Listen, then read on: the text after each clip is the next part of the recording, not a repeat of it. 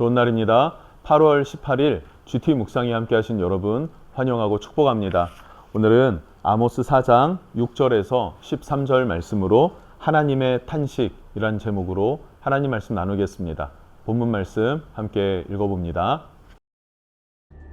또 내가 너희 모든 성읍에서 너희 일을 깨끗하게 하며 너희의 각 처소에서 양식이 떨어지게 하였으나 너희가 내게로 돌아오지 아니하였느니라.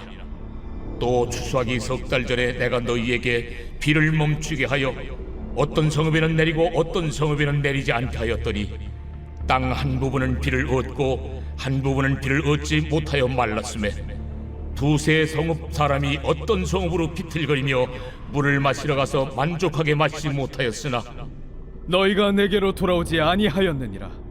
여호와의 말씀이니라. 내가 곡식을 마르게 하는 재앙과 깐부기 재앙으로 너희를 쳤으며 밭중이로 너희의 많은 동산과 포도원과 무화과 나무와 감람나무를 다 먹게 하였으나 너희가 내게로 돌아오지 아니하였느니라. 여호와의 말씀이니라. 내가 너희 중에 전염병 보내기를 애굽에서 한 것처럼 하였으며 칼로 너희 청년들을 죽였으며 너희 말들을 노략하게 하며 너희 진영의 악취로 코를 찌르게 하였으나 너희가 내게로 돌아오지 아니하였느니라. 내가 너희 중에 성읍 무너뜨리기를 하나님이 내가 소돔과 고모라를 무너뜨린 같이 하였으므로 너희가 불붙는 가운데서 빼낸 나무 조각 같이 되었으나 너희가 내게로 돌아오지 아니하였느니라. 그러므로 이스라엘아, 내가 이와 같이 네게 행하리라. 내가 이것을 네게 행하리니 이스라엘아, 내 하나님 만나기를 준비하라. 보라, 산들을 지으며 바람을 창조하며 자기 뜻을 사람에게 보이며 아침을 어둡게 하며 땅의 높은 데를 밟는 이는 그의 이름이 만군의 하나님 여호와시니라. 네, 북이스라엘은 단 한 번도 하나님 앞에 온전한 예배를 드린 적이 없습니다. 북이스라엘의 초대왕 여로보암이 금 송아지 제단을 만들어 놨기 때문에, 그리고 예루살렘 중앙 성소로 내려가지 못하게 막았기 때문에 공식적으로 하나님 앞에 온전한 제사를 드린 적은 없었습니다. 우리가 기억해 본다면 엘리야가 하나님 앞에 올렸던 불로 응답받은 제사 그 외에는 공식적으로 어느 성소라든지 아니면 그 나라 안에서 하나님을 향하여 예배했다라고 하는 것은 찾아보기 어렵습니다. 그렇게 그들은 죄만 짓고 멸망하게 된 아주 불행한 나라, 아주 저주받은 나라가 이스라엘이 되었다라는 것, 이것은 우리에게 큰 충격을 줄 수밖에 없는 것 같아요. 그러니까 오늘 말씀은 그런 이스라엘을 하나님이 단번에 멸망시키려고 한다라기보다는 그들에게 지속적으로 돌이켜라 라고 하면서 경고를 주셨고 작은 회초리질을 계속 하셨던 것, 그것을 기억하게 합니다. 그러나 너희가 지속적으로 거부했고 결국 너희는 멸망하게 될 것이다 라고 하면서 어쩌면 마지막 경고와 같은 메시지를 전달하는 것이죠. 자, 6절부터 11절 말씀을 보면 그렇게 반복되는 징계, 이스라엘을 향한 징계, 그럼에도 불구하고 하나님을 향하여서 반복적으로 거절하는 이스라엘의 모습을 보여주고 있습니다. 하나님은 지금까지 이스라엘이 죄악으로 말미암아 하나님께 받은 징계들에 대해서 나열하고 있습니다. 그것을 하나씩 살펴본다면 6절입니다. 너희 일을 깨끗하게 하며 너희 각 처소에서 양식이 떨어지게 하였으나, 양식이 떨어졌다는 거예요. 그래서 이 사이에 뭐 고기가 끼거나 이런 일이 없었다. 이것은 하나님의 징계죠. 양식이 없는 징계. 이것이 하나님께서 이스라엘을 책망하신 어떤 한 부분입니다. 식량 부족이죠. 그런데 중요한 것, 너희가 내게로 돌아오지 아니하였느니라 라는 거예요. 하나님께서 혼내셨어요. 그런데 깨닫지 못하고 돌아오지 않았다. 그리고 7절, 8절 비를 멈추게 하였다, 이렇게 얘기를 합니다. 농사에 반드시 필요한 게 무엇입니까? 물입니다. 물이 반드시 필요하죠. 그런데 그 물을 주시지 않았고 심지어 사람이 마실 물을 구하여도 쉽게 물을 구하지 못했다라고 하는 겁니다. 엄청난 가뭄을 하나님이 주셨구나라는 것을 알 수 있어요. 하나님의 주권적인 역사이지 않습니까? 하늘에서 비가 내리는 것, 사람이 할 수 있는 일은 아니죠. 최첨단 시대, AI 시대를 살고 있는 지금도 인공 비를 내리게 하지 못합니다. 가능은 하다라고는 하지만 그것이 너무 미미해서 실제적 효과는 전혀 없는 그런 상태가 현재이지 않습니까? 그런데 이때는 얼마나 더 했겠습니까?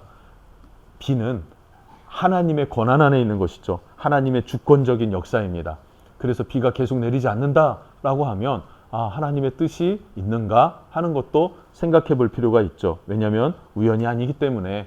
그러나 이스라엘 백성들은 하나님을 의지하지도 않았을 뿐만 아니라 너희가 내게 돌아오지 아니하였느니라 라고 두 번째로 말씀하십니다.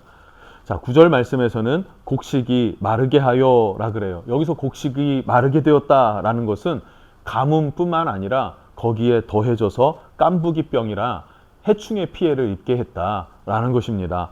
그러니까 직접적으로 농작물을 치셨습니다. 그냥 큰 자연 환경에서 이제는 농작물까지 들어오게 된 거예요. 지금으로 말하면 경제가 무너졌다. 이렇게 우리가 생각해 볼 수 있을 것 같아요. 그것이 하나님의 징계의 한 부분이었다는 것이고, 그럼에도 불구하고 너희가 내게로 돌아오지 아니하였다라고 하나님께서 세 번째 말씀하십니다. 10절에서는요. 애굽에서 한 것처럼 전쟁으로 너희 청년들의 죽음으로 이끌었다라고 이야기를 합니다. 이제는 군대가 무너졌어요. 경제가 무너졌고 이제는 군대가 무너진 상태.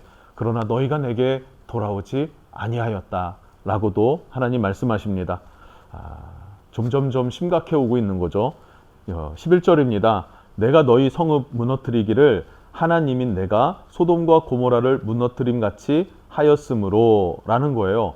소돔과 고모라가 무너졌을 때 어떻습니까? 다 불에 타서 죽고 심판을 받게 됐죠. 그러나 그 가운데서 살아남은 사람이 소수가 있죠. 누굽니까? 아브라함의 조카 롯, 그리고 롯의 두 딸입니다. 롯의 두 딸. 그 세 명만 살아남게 되었어요. 그래서 너희가 불붙은 가운데서 빼낸 나무 조각같이 되었으나, 불붙은 그 장작 가운데서 나무 조각, 정말 숫덩이가 돼서 아예 없어질 것 같은 나무 조각 쓱 빼낸 그 정도만 이스라엘이 연명하도록, 너희가 지금까지 보존하도록 그렇게 큰 고통 가운데를 지나왔다. 그러나 너희가 내게 돌아오지 않았다라고도 하나님이 말씀하십니다. 너희가 내게 돌아오지 않았다라는 표현이 5번이나 기록되어져 있습니다. 그만큼 하나님은 이스라엘을 향하여서 돌아오기를 원했고, 그리고 돌아오도록 그 이스라엘이 깨닫도록 계속 하나님이 징계를 하시는 강도는 점점점 세졌습니다. 그래도 깨닫지 못하고 하나님을 찾지 못하는 이스라엘이 되었다라는 것이 심각한 상태입니다. 그래서 우리 마지막 12, 13절 말씀을 보면 너희가 이젠 방법이 없다. 하나님을 직접 만날 준비를 해야 한다라고 말하고 있어요. 12절입니다. 그러므로 이스라엘아, 내가 이와 같이 내게 행하리라. 내가 이것을 내게 행하리니. 자, 이것을 내가 너에게 행하겠다. 내가 이렇게 행하리니 2번을 말씀하셨다는 것은 하나님이 뜻을 정했다는 거예요. 무엇을 정했다는 것입니까? 이스라엘의 멸망을 정했다 이것입니다. 그러면서 이스라엘아, 내 하나님 만나기를 준비하라. 이제는 네가 하나님 앞에 서서 심판받을 일밖에 안 남았다. 이제는 하나님 앞에 직접 설 수밖에 없게 된다라는 것이죠. 이 당시 하나님 앞에 선다는 것은 무엇입니까? 하나님은 거룩 자체입니다. 사람은요, 죄인 자체입니다. 죄인이 거룩한 하나님 앞에 서게 되면 죽임을 당할 수밖에 없다. 심판을 받을 수밖에 없다 하는 것. 이것이 이스라엘에게 내려진 형벌의 종결이라고도 볼 수 있을 것 같습니다. 자, 13절에서는 그렇게 이스라엘이 만날 하나님에 대해서 말하고 있는데, 그 하나님은 만물의 창조주가 되신다. 그리고 계시하시는 하나님이 되신다. 또한 두려운 심판주가 되신다라고 말하고 있어요.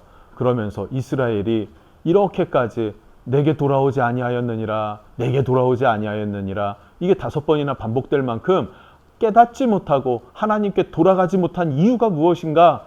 그것을 오늘 답을 찾을 수 있어요. 그것이 무엇입니까? 그것은 만군의 여호와 하나님을 알지 못했기 때문에 그렇습니다. 그분은 창조주시오. 그분은 계시하시는 하나님이시오. 그분은 두려운 심판주가 되신다. 그분이 유일한 만군의 여호와시다라고 하는 사실. 이것을 제대로 깨닫지 못하니까 돌이키지 못하고 하나님께 나아가지 못하는 것이 이스라엘의 형편이었다는 사실입니다. 우리는 이 성경을 읽어야 되는 이유가 이것이에요. 성경을 통해서 하나님의 뜻을 아는 것, 하나님을 아는 것이 왜 중요한지를 깨달아야 하는 것입니다. 여러분, 하나님을 아는 지식이 여러분 심령 안에 있기를 주님의 이름으로 축복합니다. 그리고 또 한 가지 기억할 것, 그것은 우리가 결국 하나님 앞에 서게 될 것인데, 주님을 맞이하게 될 것인데, 두려워하면서 심판하실 하나님 앞에 설 것인가, 기뻐하면서 다시 오실 예수 그리스도를 영광 중에 맞이할 것인가, 여러분은 어느 줄에 서고 계십니까? 줄을 잘 서야 되지 않겠습니까? 두려우면서, 긴장되면서, 자기의 멸망을 알고 있으면서 그렇게 불순종하면서 하나님을 맞이할 것인가, 아니면 기뻐하고 기대하고 도대체 주님은 어떻게 생겼을까, 주님은 나를 맞아주실 때, 주님과 얼굴과 얼굴을 맞댔을 때 그 벅찬 감동은 어떠할까, 그것이 기대가 되고 노래가 되고 그렇게 하나님을 맞이할 수 있는 그런 믿음이 나에게 있는가, 여러분 매우 중요한 부분입니다. 꼭 스스로에게 질문해보고 답하면서 여러분의 인생의 방향을 재설정할 수 있기를 주님 이름으로 축복합니다. 기도하겠습니다. 하나님 감사합니다. 하나님은 이스라엘을 통하여서 탄식하십니다. 왜냐하면 너희가 내게로 돌아오지 아니하였느니라. 이것이 5번이나 반복되기 때문에 반복될수록 하나님의 탄식은 깊어질 수밖에 없었고, 그 이스라엘이 돌아오지 못한 이유는 만군의 하나님 여호와 그 하나님을 온전히 알지 못했기 때문에 하나님께 돌아가지 못한 것이었습니다. 하나님, 우리는 이 성경을 통해서 깨닫습니다. 우리가 하나님을 잘 알아야 하는구나. 정말로 세밀하게 구체적으로 하나님을 잘 알기를 원한다 하는 마음이 우리 안에 있기를 원하고, 그래서 주님 앞에 서는 날에 심판대로 나아가는 것이 아니라 기쁨과 환희로 다시 오실 예수 그리스도를 맞이하는 영광스러운 잔치에 참여하는 자가 될 수 있도록 우리의 믿음을 굳건하게 세워주시고 이끌어주시는 아버지 되어 주시옵소서. 예수님의 이름으로 기도합니다. 아멘.